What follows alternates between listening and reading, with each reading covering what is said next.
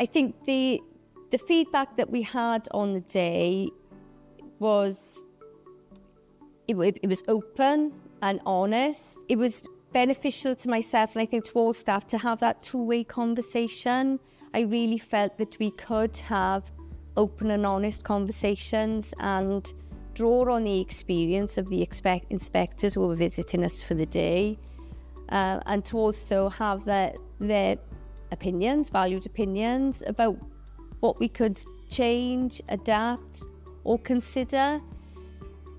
So it really has helped us know for lots of things. It's given us confidence, but it's also made us think, well, there are things that we need to change and develop further, which I suppose for any school, we all want what's best for our children, and having that constructive feedback that was delivered in a positive developmental way has really helped us to further develop our plans, but also I think given us confidence that we are all working together. I think that's really important.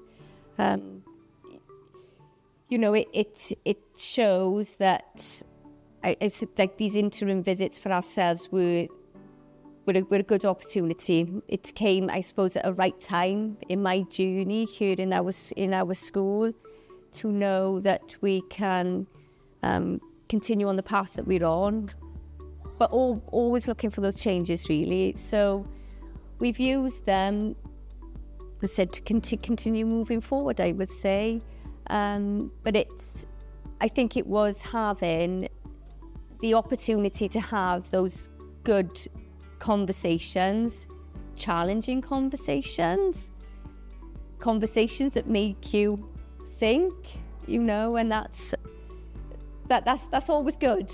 At the time, sometimes they're a little bit uncomfortable, when you first hear, but it was good to have those conversations and to make you think about what you can do next. But again, I think the key part of it is to also celebrate what we are doing, and that's crucially important for everybody who was part of our school.